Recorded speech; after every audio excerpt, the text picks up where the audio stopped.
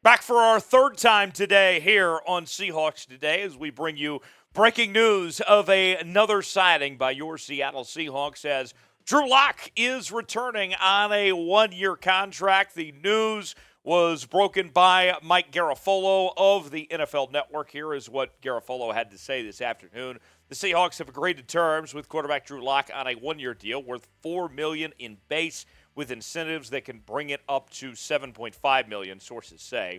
Seattle brings both Geno Smith and Drew Lock back for 2023. And what's interesting about all that, too, is what did we tell you all the way back in the end of October, early November?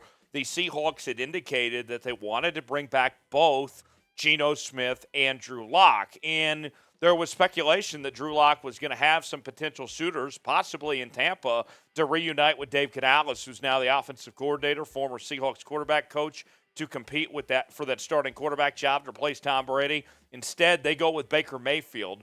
Drew Lock checked the market. No real spot for him to compete for a starting job. So now he comes back to Seattle, and it's a much different circumstance for Drew Lock this go-round than when he was traded to Seattle at this time last year. Remember when he was traded last year, there was the thought process that he was going to come in and compete for the starting job with Geno Smith. Now he comes in and he is accepting that he is the backup quarterback. And I could argue that there isn't a better quarterback to have for a backup in the entire National Football League than Drew Lock. And here's what I mean by that, folks. Think about this situation for the Seahawks here. You have Drew Lock, who's been in the system and did not take a single snap all last year. They didn't need him to. But all that time, just working on himself to get better. He's got starting experience. He's had his moments from time to time where he's played good as a starter. And now he should know this playbook through and through. There's just no excuses, none, for Drew Lock not to be able to handle this offense if something were to happen to Geno Smith or if he wasn't playing well, for Drew Lock to come in and not play well. He should be able to do a good job if he was in spot duty of some sorts. And with a young quarterback with starting experience, that's a very good combination. So for me, I really like this for Seattle. I never liked the idea of Drew Lock being that guy, being your starting quarterback, because we've seen him really struggle when he was asked to be the starting quarterback for the Denver Broncos. And we've seen him make some big-time mistakes. You go back to that preseason game last year when he threw 3 interceptions, when that was supposed to be his day to really try to go out there and see if he could win that starting job. But as your backup, to me, that is a perfect fit. That is a great role for Drew Lock. I like this idea. So my one word to describe all this, I'm pleased. I'm satisfied. Not in that type of way, but you get the idea. I think this is a very good move for Seattle. Give me your one-word reaction, what you think about the Seahawks giving this deal to Drew Lock. It's not too expensive. It works within their budget. What do you think? What's your one-word reaction to the Seahawks re-signing Drew Lock and bringing him back to back up Geno Smith? Let me know. Folks, this is why you subscribe to the channel. Look, we were literally getting ready to walk out the door. I was about to enjoy myself, call it a night, watch some college basketball, but then this news broke, and we said, you know what? We got to get another video out there, our third one of the day. Doesn't matter. We are built different around here. We cover your Seattle Seahawks like no one else does. Subscribe for free. If anything, you need to subscribe to the channel for people like me and everyone else here at Chat Sports for our efforts to pull all our resources together to bring you top-notch free agency coverage for the 12s. It's the biggest thank you can give us is by subscribing to the channel. Turn on notifications so you never miss a moment. YouTube.com/Seahawks TV. Subscribe for free today. Here's the numbers from Drew Lock in the times that we've seen him. As mentioned earlier, did not play a single snap in 2022. Geno Smith was out there for every snap on offense for the Seattle Seahawks last year after winning the starting job. 2021, that season, he was beat out by Teddy Bridgewater, but Bridgewater got hurt and missed some time. Drew Lock came in and did not play that great. 2 touchdowns, 2 interceptions, less than 61% completion percentage. His last full year as a starter was 2020, where he started 13 games, threw 16 touchdowns, 15 picks, started 5 games in 2019, and threw for 1,000 yards and 7 touchdowns and 3 picks. So even with that said, even though Drew Lock's been in the league 4 years, his time on the field is still somewhat limited of some sorts. Pete Carroll thought that last year's draft, Drew Lock was still better than any quarterback that was available last year. And I look at this situation. For me, this makes just a lot of sense for both Drew Lock and the Seattle Seahawks to get this deal done, to come together, that Drew Lock gets to be in a comfortable situation. And think about this. Drew Lock went to the open market. He wanted to see what was out there to try to potentially find a job for him to compete. And ultimately, he looked, and there was no opportunities for that, right? Now you come back to Seattle. Let's just say, for all intents and purposes, Geno goes down next year.